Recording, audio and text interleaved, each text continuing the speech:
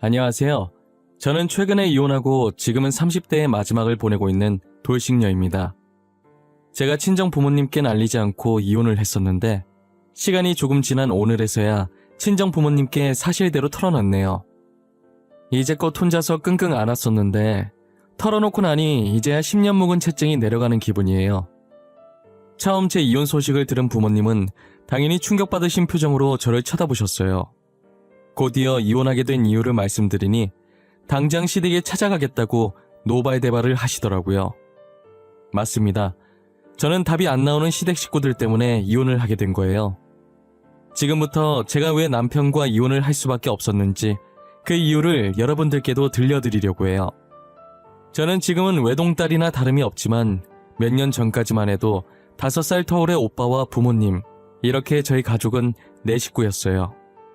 하지만 오빠가 사고로 세상을 떠나게 되었고 그때부터 저는 외동딸로 지내게 되었죠.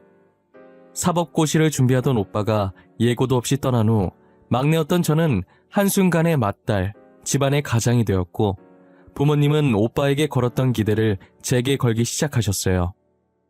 장남이라고 항상 오빠만 찾던 부모님이 이젠 하나밖에 안 남은 자식인 저만 찾는 거예요. 처음엔 늘 무시받던 제가 드디어 부모님께 관심을 받는 것 같아서 기분이 좋았어요. 그런데 부모님께서 제게 거는 기대가 커지면서 저는 부담감에 잘하던 일도 안 되더라고요. 이제는 저를 찾는 부모님의 목소리가 들릴 때마다 겁부터 나기 시작할 정도였어요. 그 정도로 부모님께서 제게 거는 기대가 크셨어요. 그러다 제 나이가 결혼 적령기를 넘어섰고 당연히 집에서는 결혼 언제 하냐고 독촉하셨죠. 결혼 얘기가 나올 때마다 저는 정말 진절머리가 났어요. 제가 이 나이가 되도록까지 결혼을 못한 건 다 부모님 때문이었거든요. 저는 직업이 좋은 편이었는데 부모님께서는 제 직업이 좋은 만큼 평범한 남자로는 성에 안 차셨어요. 계속 저보다 더 좋은 직업을 가진 사익감을 찾으시더라고요. 그러다 보니 저는 결혼 적령기가 넘어가도록까지 결혼을 못하고 있었죠. 다른 친구들은 이미 다 결혼해서 애까지 있는데 저만 혼자 싱글이었어요. 가끔 친구들이 SNS에 남편이나 아이와 함께 찍는 사진을 올리면 가끔 부러울 때가 있긴 했어요.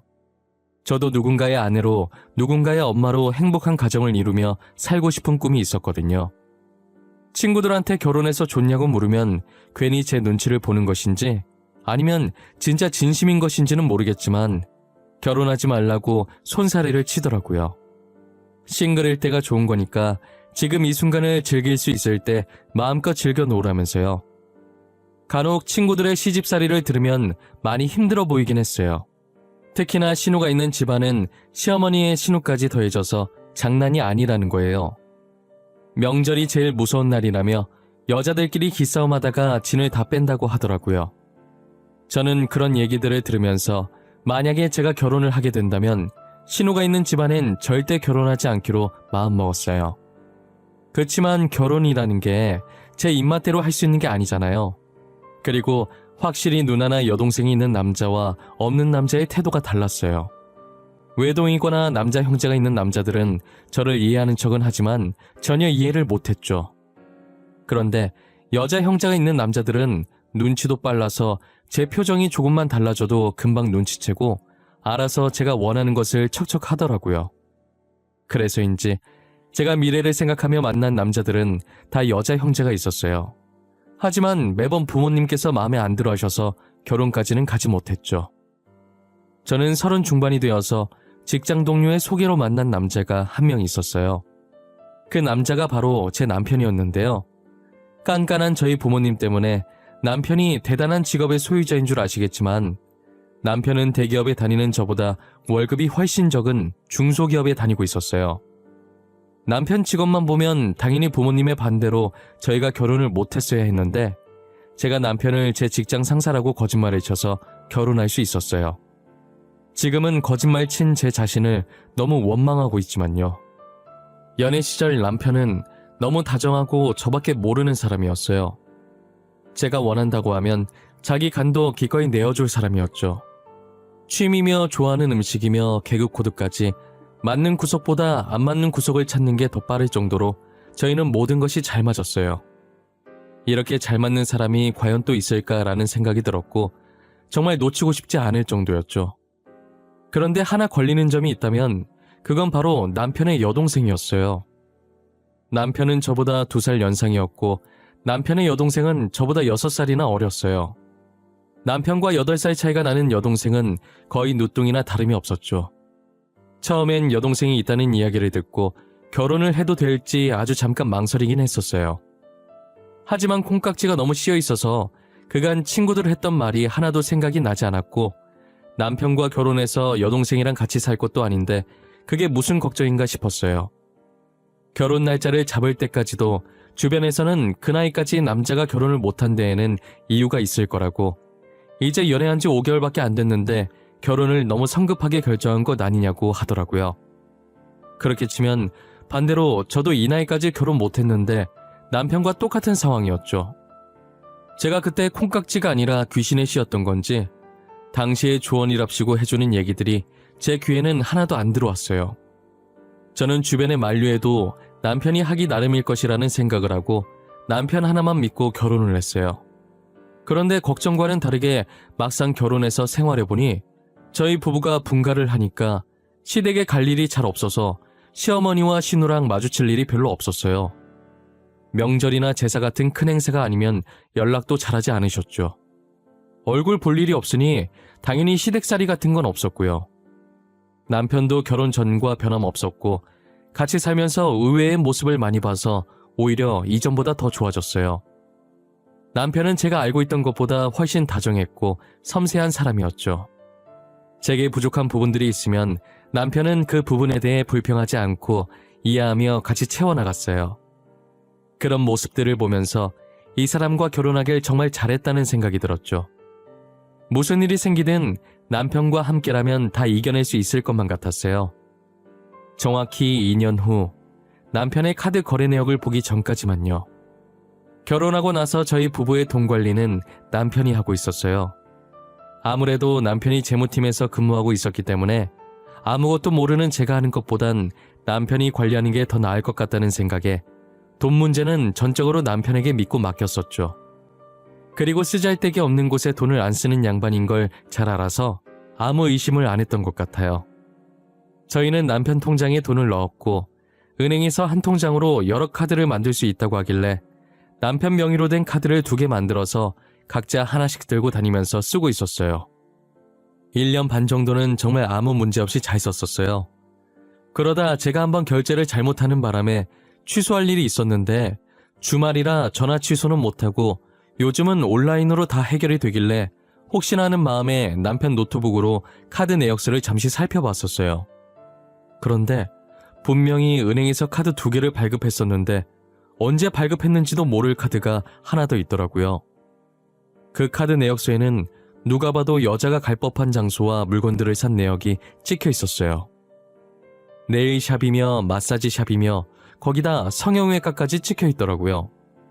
그리고 제가 가지고 싶었지만 비싸서 포기했던 여성용 화장품도 있었어요. 남편이 저런 곳에 갈 리 없었고 도대체 저런 화장품이 왜 필요했을까 싶더라고요. 아무리 생각해봐도 답은 하나밖에 떠오르지 않았고 결국 제가 내린 결론은 남편의 외도였어요.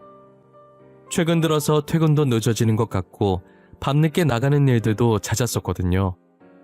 남자들 결혼하면 변한다는 얘기를 수도 없이 들었지만 그게 제 남편일 줄은 몰랐어요. 이미 남편이 외도하고 있는 것으로 확정짓고 나니 화가 나서 머리가 아파오더라고요. 머릿속에서는 벌써 불륜 드라마 한 편 찍고 난리가 났었어요. 저는 남편만 믿었는데 이런 식으로 사람 뒤통수를 치니 배신감에 도저히 같이 살고 싶지 않더라고요. 저와 나누던 사랑을 다른 여자와도 나누고 있었다는 사실이 너무 소름 끼쳤어요. 남편과 이혼을 해야겠다는 마음을 먹고 카드 거래 내역서를 저장해서 제 폰으로 옮겼어요. 그리고 너무 괘씸한 나머지 안방으로 달려가 자고 있던 남편을 발로 밀어서 침대 밑으로 떨어뜨렸죠. 놀래라. 절벽에서 떨어지는 줄 알았어, 자기야. 아침부터 왜 그래? 깨우려면 그냥 깨우지. 가만히 자고 있는 사람을 왜 밀고 그래? 뼈 부러지는 줄 알았잖아. 오빠는 잠이 와? 마누라 두고 딴 년이랑 바람핀 주제에 편하게 지금 잠이 오냐고. 그동안 나 몰래 이런 짓 하고 다니면서 좋았겠다? 어?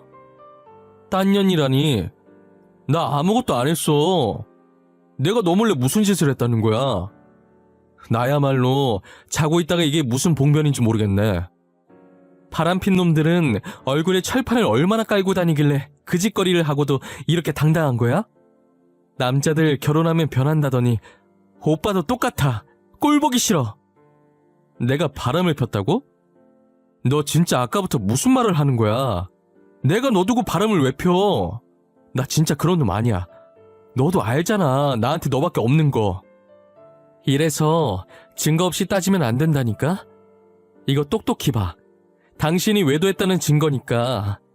당신 나 몰래 카드 만들어서 여자한테 갖다 바쳤더라? 이래도 계속 발뺌할 거야? 남편은 제가 들이민 카드 내역서를 보더니 그제서야 사태 파악이 된 건지 저와 눈을 못 마주치고 얼굴은 점점 새하얘지기 시작하더라고요. 그러더니 아까의 당당한 모습은 사라지고 말까지 더듬으면서 해명을 하더라고요. 그니까 이게 어떻게 된 거냐면 사실은 말이야. 화내지 말고 들어. 알겠지? 이 얘기 들으면 분명 너가 화낼 것 같아서 그동안 말 못했거든. 아까는 그렇게 당당하더니 증거 보여주고 나니까 이제서야 잘못됐다는 생각이 들어? 나 이미 오빠랑 이혼하기로 마음 먹었어. 그러니까 변명할 필요 없어. 그딴 변명 들어줄 생각도 없으니까. 바람 피운 건 진짜 아니야. 그건 진짜 맹세할 수 있어. 사실 그 카드가 우리 엄마랑 동생이 쓰고 있는 카드야. 그 내역서에 찍힌 것도 엄마랑 동생이 쓴 거고.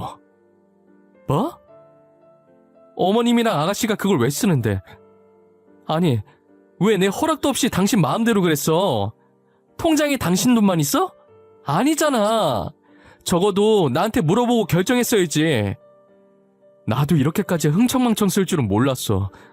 그렇다고 다시 카드 달라고 하기도 그렇고. 그래서 내가 혼자서 그 돈 메꿔보려고 밤에 대리도 뛰고 했는데 미안해. 요즘 퇴근도 늦고 밤마다 계속 어딜 나가더니 이것 때문이었던 거야? 어머님이랑 아가씨가 싼 똥 혼자서 치우느라? 오빠도 참 미련하다. 알고 보니 그 카드 내역서에 찍힌 것들이 다 시어머니와 신호가 쓴 것들이더라고요.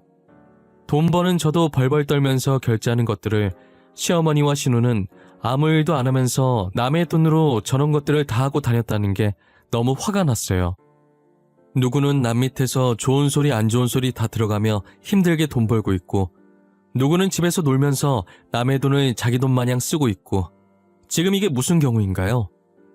저는 당장 시댁에 가서 남편이 줬던 카드를 다시 뺏어와야겠다는 생각이 들었어요. 정말 이대로 놔뒀다간 당장 저희 생활비도 다 날아가게 될 것 같았거든요. 더 생각할 것도 없이 옷을 대충 아무거나 손에 잡히는 대로 입고 시댁으로 향했어요. 시댁으로 가니 시어머니와 신우는 거실 소파에 나란히 앉아 속 편하게 TV를 보면서 웃고 있더라고요. 제가 온 줄도 모를 만큼 소리를 크게 틀어놓고 보고 있는데 진짜 한심해 보였어요. 어머님, 우리 그이가 준 카드 지금 어디 있어요? 그 카드 당장 내놓으세요. 카드 받은 거 알고 온 거니까 발뺌하실 생각 마세요. 어머 깜짝이야. 너 언제 왔냐? 카드? 무슨 카드? 나 카드 같은 거 받은 적 없는데? 시댁에 다짜고짜 찾아와서는 이렇게 시애미한테 눈 부릅뜨고 따지는 행동은 누구한테 배운 거니? 그이한테 카드 받으셨잖아요. 제가 언제까지 모를 거라 생각하셨어요? 그리고 남의 돈을 그렇게 흥청망청 쓰시면 어떡해요? 남의 돈?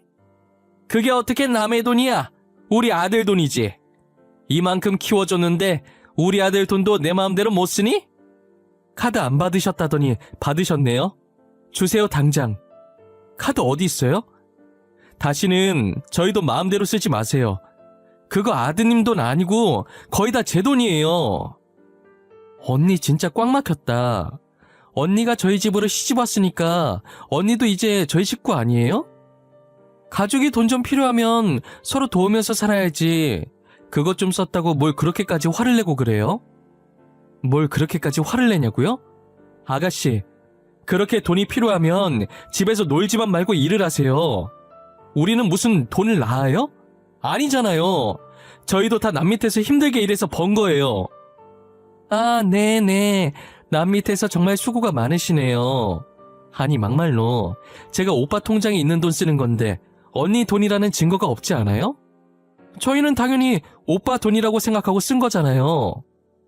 카드 내놓으라고 하니까 시어머니와 신우는 말도 안 되는 억지를 부리면서 카드를 안 주더라고요. 솔직히 말해서 통장 명의만 남편 거지 그 안에 있던 돈은 거의 다 제 돈이었거든요. 저랑 남편 월급부터가 2배 이상 차이가 나는데 거기 있는 돈이 전부 남편 돈일 리가 없잖아요. 여기서 더 말해봤자 제 입만 아플 것 같아서 카드를 못 받은 채로 집으로 돌아왔어요. 그리고 그 카드를 쓰지 못하도록 도난 카드라고 신고를 해놓았죠. 신고를 하고 얼마 지나지 않아서 바로 신우한테 전화가 왔더라고요. 저랑 그 난리를 쳤으면서 카드를 들고 마사지샵에 간 거예요. 언니가 카드 도난 신고했어요? 마사지 받고 결제하려니까 도난 카드라고 안 된다잖아요. 도난 신고한 거 빨리 취소해요. 얼른요. 당장 결제할 돈도 없단 말이에요. 그러게, 진작 카드 달라고 했을 때 주셨어야죠. 제가 가만히 있을 줄 알았어요? 그리고 저랑 싸운 지 지금 몇 시간이나 됐다고 그새 그 카드를 들고 나가셨어요? 언니 진짜 자꾸 이런 식으로 할 거예요? 저희 오빠랑 이혼하고 싶어요? 빨리 도난 신고 취소하라고요. 결제를 못해서 못 나가고 있단 말이에요. 그건 아가씨 사정이죠. 잘 됐네요. 아가씨 거기 되게 좋아하셨잖아요. 평생 거기서 살면 되겠네요. 그럼 잘 지내봐요. 저는 도난 신고를 취소해줄 마음이 전혀 없었어요. 남편은 저희 통화를 듣고 옆에서 안절부절 못했지만 제가 화가 난 게 보이니 아무 말도 안 하더라고요. 그러다 남편 휴대폰이 시끄럽게 울리길래 봤더니 신우가 이번엔 남편에게 전화를 한 거예요. 남편이 폰을 들고 제 눈치를 보길래 남편 폰을 뺏어서 그대로 전원을 꺼버렸어요. 눈치 없이 신우 편을 들었다간 이혼당할 것 같으니 제가 자기 폰으로 뭐라든 얌전히 있더라고요. 결국 시어머니께서 가지고 계시던 돈으로 대신 결제를 하고 신우를 데리고 나왔어요. 그리고 저는 또 이런 일이 생길 걸 방지해서 남편에게 돈 관리를 따로 하자고 했어요. 남편도 순순히 그렇게 하자고 하더라고요. 원래 쓰던 통장에 이미 시어머니와 신우가 돈을 다 써버려서 얼마 안 남았길래 달라고 하기에도 뭐해서 그냥 남편 보고 가지라고 했어요. 이제 모든 것이 다 들켰고 더 이상 숨길 것도 없다고 생각한 건지 시어머니께서는 뻔뻔하게 대놓고 저한테 돈을 요구하기 시작하더라고요. 남편과 돈 관리 정리하면서 부모님들도 각자 보살피기로 했었거든요. 그래서 평소 시어머니께 드리던 용돈이 반토막이 났어요. 반토막 난 용돈을 들먹이면서 저보고 돈을 내놓으라고 하는 거죠. 이번 달에 들어온 용돈 보니까 반이나 줄었던데 도대체 그 돈으로 둘이서 어떻게 생활하라는 거야? 굶으라는 말이야? 어머님, 그걸 왜 저한테 따지세요? 따지시려면 남편한테 따지셔야죠. 이제부터 부모님들은 알아서 모시기로 얘기했어요. 그렇게 돈이 부족하시면 아가씨 보고 일하라고 하세요. 뭐? 이년 이거 시애미한테 말하는 싸가지 마라. 네가 뭔데 우리 귀한 딸한테 일하라 말아야? 그럼 아들은 안 귀하신가 봐요? 남편은 지금 어머님이랑 아가씨 사치스러움 때문에 낮에 회사 다니랴 밤엔 대리기사 하랴 바쁘게 살고 있는데 안 불쌍하세요? 장남이면 어미와 동생 먹여 살리는 게 당연한 거지. 그게 뭔 대수라고. 다른 집 장남들도 지금 가족 먹여 살리느라 똥줄 빠지게 일하고 있어.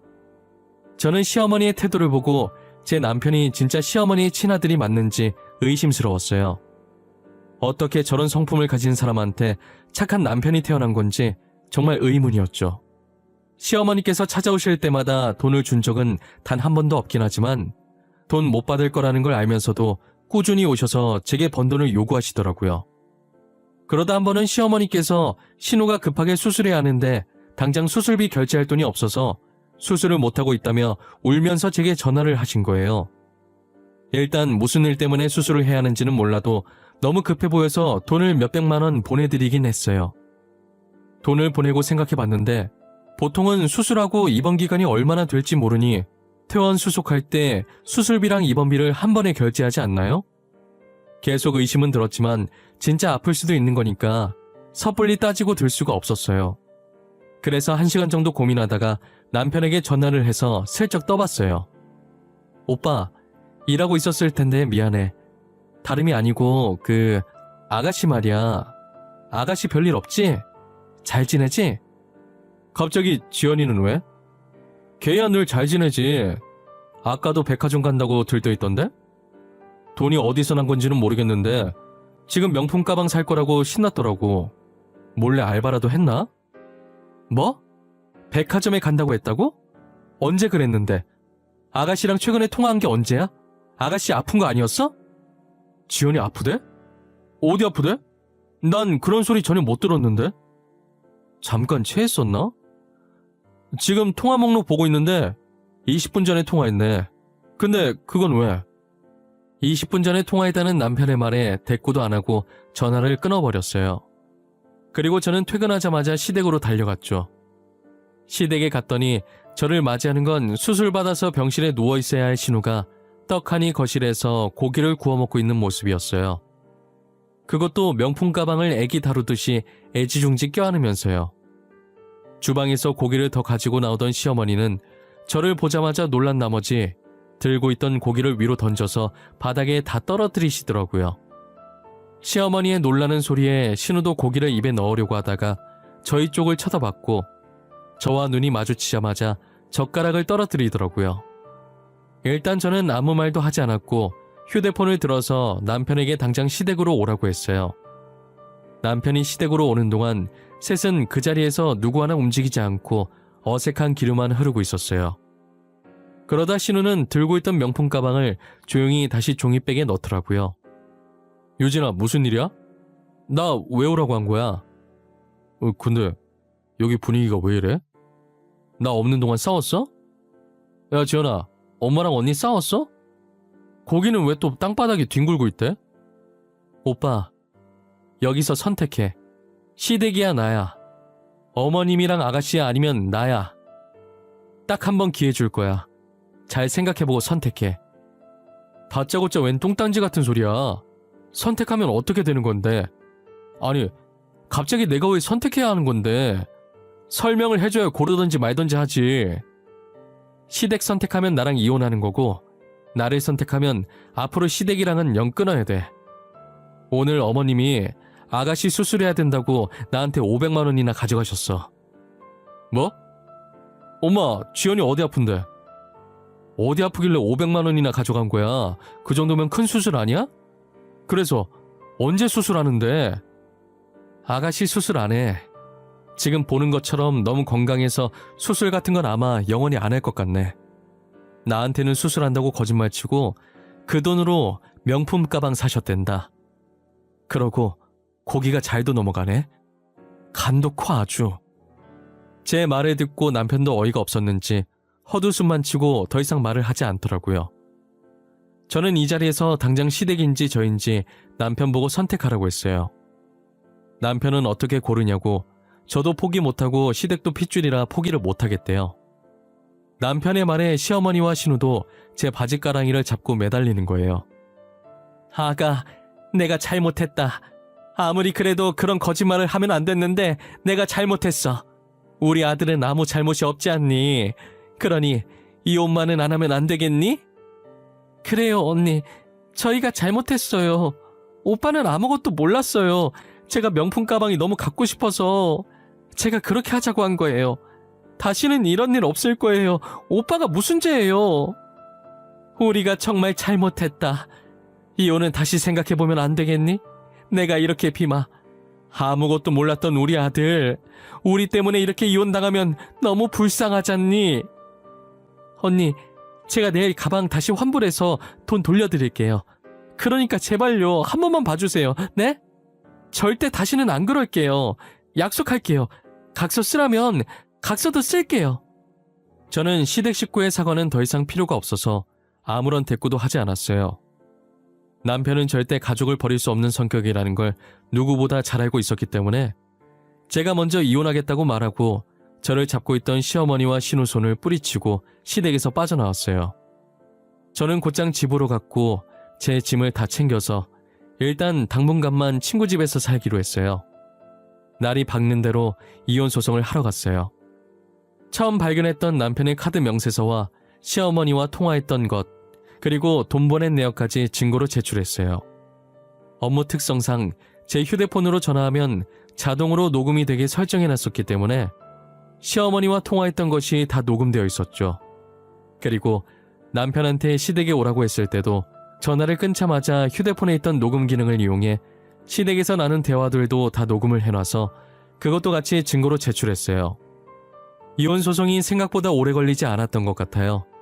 제가 제출한 증거물을 확인하더니 남편 쪽에 유책 사유가 있다고 판결을 내렸고, 남편은 저한테 위자료와 시댁에 뜯겼던 돈을 배상해야 했어요.